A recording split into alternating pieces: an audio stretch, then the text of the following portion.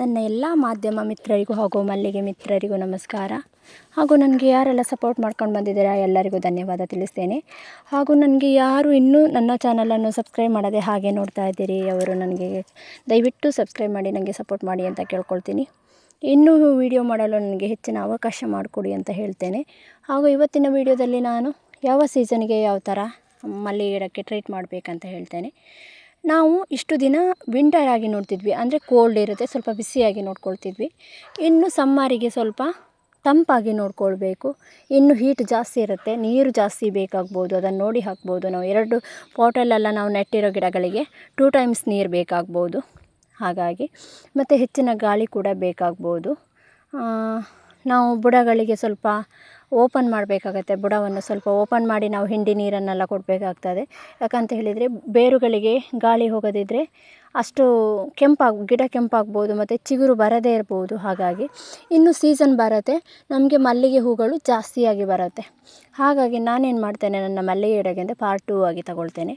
ನನ್ನ ಪಾಟಲ್ಲಿರೋ ಮಲ್ಲಿಗೆ ಗಿಡಕ್ಕೆ ನಾನೀಗ ಹಿಂಡಿದು ಫರ್ಟಿಲೈಸರನ್ನು ಕೊಡೋದಿಲ್ಲ, ನಾನು ನೆಲದಲ್ಲಿರೋದಕ್ಕೆ ಕೊಡ್ತೇನೆ. 1 ವೀಕ್ ಬಿಟ್ಟು ನಾನು ಪಾಟಲ್ಲಿರೋದಕ್ಕೆ ಕೊಡ್ತೇನೆ. ಯಾಕಂತ ಹೇಳಿದರೆ ನನಗೆ ಒಮ್ಮೆಲೆ ಹೂ ಬಂದರೆ ನನಗೆ ಕಟ್ಟಲಿಕ್ಕೆ ಕಷ್ಟ ಆಗ್ತದೆ. ನನಗೆ 1 ಅಟ್ಟಿಗಿಂತ ಜಾಸ್ತಿ ನನಗೆ ಕಟ್ಟಲಿಕ್ಕೆ ಆಗೋದಿಲ್ಲ. ಯಾಕಂತ ಹೇಳಿದರೆ ಬೆಳಗ್ಗೆದು ಕೆಲಸ ತುಂಬ ಇರ್ತದೆ. ನಾನೊಬ್ಬಳೇ ತೆಗೆದು ಕಟ್ಟಬೇಕು, ಮತ್ತು ಅದನ್ನು ಕಟ್ಟಿಡುವಾಗಲೇ ಸಾಕಾಗ್ತದೆ, ಮತ್ತು ಎಂತ ಮಾಡಲಿಕ್ಕೆ ಆಗೋದಿಲ್ಲ. ಈಗ ಒಮ್ಮೆಲೆ ಬರದಿದ್ದರೆ ಹೂ ಕಡಿಮೆ ಇದ್ದಾಗ ಸ್ವಲ್ಪ ಡಿಲೇ ಮಾಡ್ತೇವೆ. ಹೂ ಒಮ್ಮೆಲೆ ಬಂದಾಗ ನಮಗೆ ಲೇಸಿ ಆಗುತ್ತೆ. ಅದಕ್ಕಿಂತ ನಾವು ಪಾರ್ಟ್ 2 ತಗೊಂಡಾಗ ಕಂಟಿನ್ಯೂ ಆಗಿ ಹೂವು ನಮಗೆ ಸಿಗ್ತಾ ಬರಬೇಕು, ಹಾಗೆ ನಾವು ನೋಡ್ಕೊಳ್ಬೇಕು. ಈಗ ನನ್ನ ಹತ್ರ ಎಷ್ಟು ಗಿಡ ಇದೆ ಅದರಲ್ಲಿ ನಾನು ನೆಲದಲ್ಲಿರೋ ಗಿಡದಲ್ಲಿ ಜಾಸ್ತಿ ಹೂಗಳು ಸಿಗುತ್ತೆ. ಯಾಕಂತ ಹೇಳಿದರೆ ಅದು ತುಂಬ ದೊಡ್ಡದಾಗಿದೆ. ಹಾಗಾಗಿ ನಾನು ನೆಲದಲ್ಲಿರೋ ಗಿಡಗಳಿಗೆ ಇವತ್ತು ನಾನು ಹಿಂಡಿಯ ಫರ್ಟಿಲೈಸರನ್ನು ಕೊಡ್ತಾ ಇದ್ದೇನೆ. ನಾನು ಹೇಗೆ ಕೊಡ್ತಾ ಇದ್ದೇನೆ ಅಂತ ಹೇಳಿದರೆ, ಆಲ್ರೆಡಿ ನನ್ನ ಮಲ್ಲಿಗೆ ಗಿಡದಲ್ಲಿ ಮೊಗ್ಗೆಗಳು ತುಂಬ ಬಂದಿದೆ. ನಾನೀಗ ಮೇಲಿಂದ ಒಟ್ರಾಸಿ ನಾನು ಹಿಂಡಿ ನೀರನ್ನು ಹಾಕಿದಾಗ, ಹಿಂಡಿದು ಫರ್ಟಿಲೈಸರನ್ನು ಹಾಕಿದಾಗ ಹುಳಗಳು ಇಮ್ಮಿಡಿಯೇಟ್ಲಿ ಬಂದು ಮೊಗ್ಗೆಗಳನ್ನೆಲ್ಲ ತಿಂದುಬಿಡುತ್ತೆ. ಹಾಗಾಗಿ ನಾನು ಯಾವ ರೀತಿ ಕೊಡ್ತಾ ಇದ್ದೇನೆ ಅಂತೇಳಿ ನೀವೇ ನೋಡ್ಕೊಂಡು ಬನ್ನಿ. ನಾನೀಗ ಈ ಹಿಂಡಿದು ಫರ್ಟಿಲೈಸರನ್ನು ಎಷ್ಟು ತೆಳುವಾಗಿ ತಗೊಂಡಿದ್ದೇನೆ ನೋಡಿ. ಈ ಥರ ಮಲ್ಲಿಗೆ ಗಿಡದ ಬುಡವನ್ನು ನಾನು ಈ ಥರ ಕ್ಲೀನ್ ಮಾಡಿ ಇಟ್ಕೊಂಡಿದ್ದೇನೆ. ಎಲೆಗಳೆಲ್ಲ ತೆಗೆದುಕೊಂಡಿದ್ದೇನೆ. ಎಲೆಗಳು ಇದ್ದರೆ ಅದರಲ್ಲಿ ಸಹ ಹುಳಗಳು ಬರುವ ಸಾಧ್ಯತೆ ಇರ್ತದೆ. ನಾವು ಇನ್ನು ಹುಳಗಳು ಬಂದರೆ ಜಾಸ್ತಿ ಮದ್ದು ಹಾಕ್ಲಿಕ್ಕೆ ಆಗೋದಿಲ್ಲ. ಯಾಕಂತ ಹೇಳಿದರೆ ಹೀಟ್ ಆಗ್ತದೆ. ಇವಾಗ ತುಂಬ ಹೀಟ್ ಇರ್ತದೆ, ಮಲ್ಲಿಗೆ ಗಿಡಕ್ಕೆ ಈಗ ತುಂಬ ಹೀಟ್ ಇರ್ತದೆ. ನಾವು ಜಾಸ್ತಿ ಮದ್ದು ಹಾಕಿದಾಗ ಇನ್ನೂ ಜಾಸ್ತಿ ಹೀಟ್ ಆಗ್ತದೆ. ಯಾರು ಕೂಡ ಇನ್ನೂ ಜಾಸ್ತಿ ಮದ್ದು ಹಾಕಲಿಕ್ಕೆ ಟ್ರೈ ಮಾಡಬೇಡಿ. ಹುಳಗಳು ಬಾರದೇ ಇರುವ ಹಾಗೆ ನಾವು ಜಾಗ್ರತೆ ಮಾಡಿಕೊಳ್ಬೇಕು. ನಾನೇನು ಮಾಡ್ತೇನೆ ಅಂತ ಹೇಳಿದರೆ, ಹುಳಗಳಿಗೆ ಇದು ಫರ್ಟಿಲೈಸರ್ ಸಿಗಲೇಬಾರ್ದು, ಹಾಗೆ ಹಾಕ್ತಾಯಿದ್ದೇನೆ ನೋಡಿ. ನೆಲವನ್ನು ಒಂದು ಹೋಲ್ ಮಾಡಿದ್ದೇನೆ ನಾನು. ಬುಡವನ್ನು ಎಲ್ಲಿ ಗೆಲ್ಲುಗಳ ಮಧ್ಯದಲ್ಲಿ ಜಾಗ ಇದೆ ನೋಡಿ, ಅಲ್ಲಿ ಒಂದು ಹೋಲ್ ಮಾಡಿದ್ದೇನೆ. ಈ ಥರ ಗಿಡದ ಸುತ್ತ ಈ ಥರ ಹಾಕ್ತೇನೆ ನಾನು. ಇದು ಹಾಕಿದಾಗ ಬೇರುಗಳಿಗೆ ಮಾತ್ರ ಸಿಗ್ತದೆ, ಮೇಲೆ ಗೆಲ್ಲುಗಳಿಗೆಲ್ಲ ತಾಗುವುದಿಲ್ಲ, ಮತ್ತು ಯಾವುದೇ ಮೇಲ್ಪದರದಲ್ಲಿ ಕಾಣುವುದಿಲ್ಲ. ಇದನ್ನು ನಾನು ಮುಚ್ತೇನೆ. ಈಗ ನಾನು ಹೋಲ್ ಮಾಡಿರೋ ಪ್ಲೇಸ್ ಉಂಟಲ್ಲ, ಇದನ್ನು ನಾನು ಮುಚ್ತೇನೆ. Full cover ಮಾಡಿಬಿಡ್ತೇನೆ. ಯಾವುದೇ ಕಾರಣಕ್ಕೂ ಯಾವುದೇ ಒಂದು ಹುಳಗಳಿಗೂ ಸಿಗುವುದಿಲ್ಲ. ಹಾಗೆ ಮುಚ್ಚಿಬಿಡ್ತೇನೆ ನಾನು ಹೆಚ್ಚಾಗಿ ಹೀಗೇ ಹಾಕೋದು. ಒಮ್ಮೊಮ್ಮೆ ಉದಾಸೀನ ಮಾಡ್ತೇನೆ.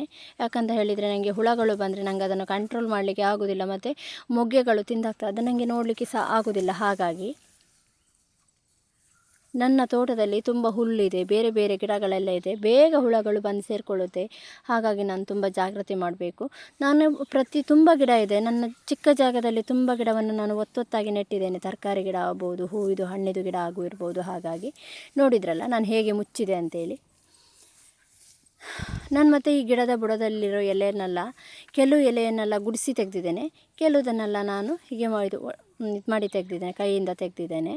ಹಾಗಾಗಿ ನೋಡಿ, ಹೀಗೆ ಓಪನ್ ಮಾಡ್ತೇನೆ. ಎಲ್ಲ ಗಿಡದ ಬುಡವನ್ನು ನಾನು ಹೀಗೆ ಓಪನ್ ಮಾಡ್ತೇನೆ. ಓಪನ್ ಮಾಡಿದಾಗ ಅದಕ್ಕೆ ಗಾಳಿ ಕೂಡ ಹೋಗುತ್ತೆ, ಬೇರುಗಳಿಗೆ ಗಾಳಿ ಕೂಡ ಹೋಗುತ್ತೆ. ನಾವು ಹಾಕಿದ ನೀರು ಕೂಡ ಡೈರೆಕ್ಟ್ ಬೇರಿಗೆ ಹೋಗುತ್ತೆ. ಯಾವುದೇ ಕಾರಣಕ್ಕೂ ಹೊರಗೆ ಸಹ ಬೀಳುವುದಿಲ್ಲ, ಮತ್ತು ನಮಗೆ ಹುಳಗಳಿದ್ದು ಸಮಸ್ಯೆ ಆಗೋದಿಲ್ಲ. ನೋಡಿ, ಇದು ಕೆಳಗೆ ಇಳೀತದೆ ಹೇಗೆ ನೋಡಿ. ಹೀಗೆ ಓಪನ್ ಮಾಡಿದಾಗ ಬೇರುಗಳಿಗೆ ಗಾಳಿ ಹೋದಾಗ ಮೇಲುಗಡೆ ಚಿಗುರು ಕೂಡ ಜಾಸ್ತಿ ಬರುತ್ತೆ.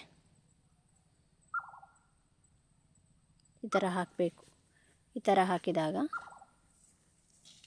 ನಮಗೆ ಯಾವುದೇ ರೀತಿ ಪ್ರಾಬ್ಲಮ್ ಬರೋದಿಲ್ಲ.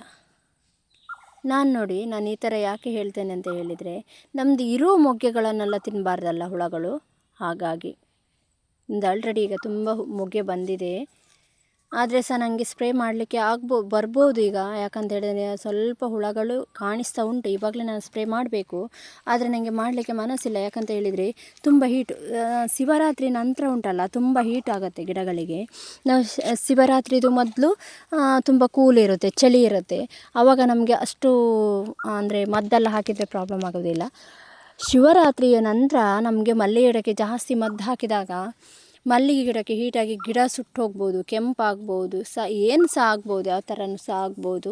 ಹೂಗಳು ಅರಳುವುದು ಆ ಥರ ಎಲ್ಲ ಆಗ್ಬೋದು. ಹೇಗೆ ಆಗ್ತದೆ ಹೇಳಲಿಕ್ಕೆ ಆಗೋದಿಲ್ಲ, ಯಾವ ರೀತಿಯಲ್ಲಿ ರಿಯಾಕ್ಟ್ ಆಗ್ತದೆ ಹೇಳಲಿಕ್ಕೆ ಆಗೋದಿಲ್ಲ ನಮಗೆ.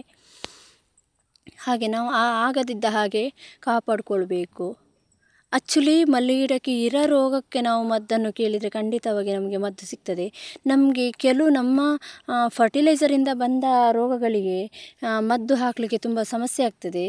ಅದಕ್ಕಾಗಿ ನಾನು ಹೇಳ್ತೇನೆ. ಇನ್ನೊಂದು ಏನಂತ ಹೇಳಿದರೆ ನೋಡಿ, ಮಲ್ಲಿಗೆ ಗಿಡಕ್ಕೆ ಜಾಸ್ತಿ ನಾವು ಸುಫಲವನ್ನು ಬಳಸಬಾರ್ದು. ಸುಫಲವನ್ನು ಹಾಕಿದಾಗ ನಾವು ಒಂದು ವರ್ಷ ಸುಫಲ ಹಾಕಿದ್ವಿ ಮಣ್ಣಿಗೆ ಅಂತೇಳಿದರೆ ಆ ಮಣ್ಣಿಗೆ ಸುಫಲವೇ ಹಾಕಬೇಕು, ಬೇರೆ ಯಾವುದು ಹಾಕಿದರೂ ತಾಗೋದಿಲ್ಲ. ಅದಕ್ಕೋಸ್ಕರ ನಾನು ನಿಮಗೆ ಹೇಳ್ತೇನೆ, ನಿಮ್ಮದು ಗಿಡ ಯಾವುದು ಚಿಗುರು ಬರೋದಿಲ್ಲ ನೋಡಿ, ಅದಕ್ಕೆ ಮಾತ್ರ ಹಾಕಿ. ಇಲ್ಲ ನಾನು ಕಂಟಿನ್ಯೂ ವರ್ಷ ನಾನು ಹಾಕ್ತೇನೆ, ಪರವಾಗಿಲ್ಲ ಅಂದರೆ ಹಾಕಿ. ಆದರೆ ನಮಗೆ ಈ ವರ್ಷ ನಾನು ಸುಫಲ ಹಾಕ್ತೇನೆ, ನೆಕ್ಸ್ಟ್ ವರ್ಷ ನಾವೇನಾದ್ರು ಮರೆತು ಹಾಕಲಿಲ್ಲ ಅಂತೇಳಿ ನಮ್ಮ ಇಳುವರಿ ನಮಗೆ ಸಿಗುವುದೇ ಇಲ್ಲ ಯಾವುದೇ ಕಾರಣಕ್ಕೂ. ಯಾಕಂತ ಹೇಳಿದರೆ ಸುಫಲದಿಂದ ಅಷ್ಟೊಂದು ಪವರ್ ಇದೆ. ನಾವು ಈ ವರ್ಷ ಹಾಕಿದರೆ ಮುಂದಿನ ವರ್ಷ ಹಾಕಬೇಕೇ ಅದಕ್ಕೆ, ಇಲ್ಲ ಅಂದರೆ ಅದು ಗಿಡ ಬರೋದೇ ಇಲ್ಲ. ಅದು ನಾನು ಟ್ರಯಲ್ ಮಾಡಿ ಕೂಡ ನೋಡಿದ್ದೇನೆ.